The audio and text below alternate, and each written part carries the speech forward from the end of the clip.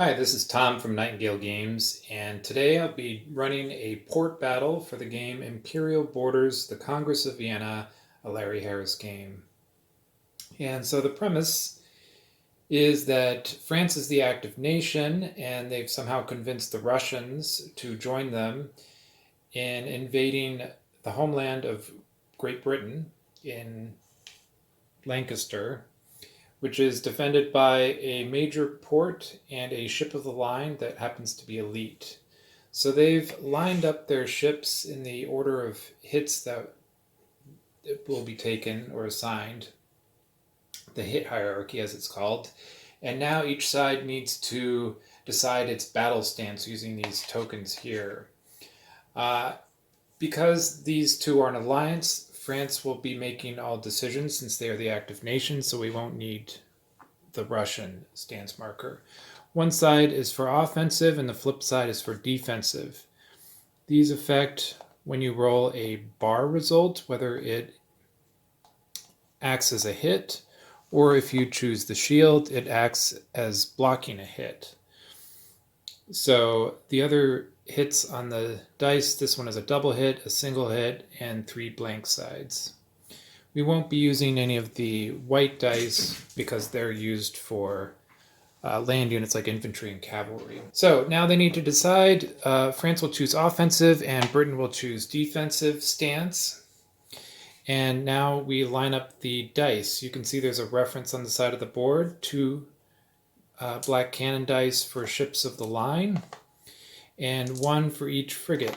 So that's the French side. And then over on the British side, they have the major port, which contributes 2 cannon dice, and a ship of the line, which does 2, but it's an elite, so it gets an extra 1. And they happen to have the elite, most elite ships medal, which doubles the elite bonus. So they'll get another die. So then they can now hurl insults at each other. Oi, gotta fight, shouldn't fight. And les poissons, should have and calculate prognosis after that. All right, now they're ready to go. They can cover it up with these dice cup rollers and shake them up.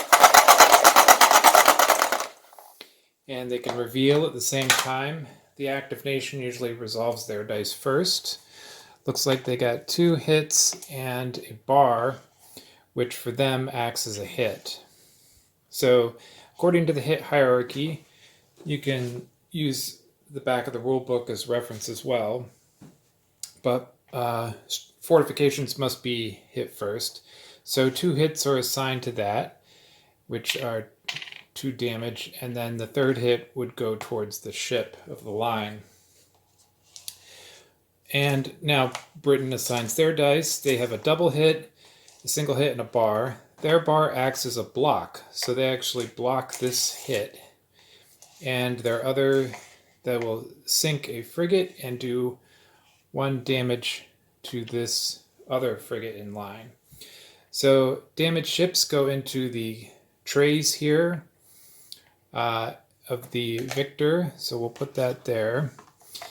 And then this is not quite sunk yet. It's out of action. It won't contribute dice. For each damage, they roll 1 less die. Okay, so now France can decide whether or not they want to continue the battle. They do.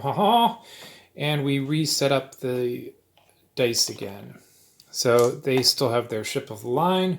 They still have the frigate, but they don't have that out of action ship or the ship that was sunk. So they're only rolling 3 dice this time. And the British will be not rolling for their fortification, but they still have the 2 dice and their 2 bonus dice from the elite medals. Okay, so we'll cover that up and roll for the second round of battle. Okay, the British rolled 1 double hit, and so did the French. So no bars were rolled, so the battle stance dice don't factor in this time. So this time it will go towards this ship. A double hit does carry over to the Russian ship. And this is going to be out of action because it took 2 hits, which is the worst case scenario for Britain. So this ship is sunk. It will go to the tray. Lucky for them, because these ships were carrying some land units for the invasion. What happens when a ship is captured?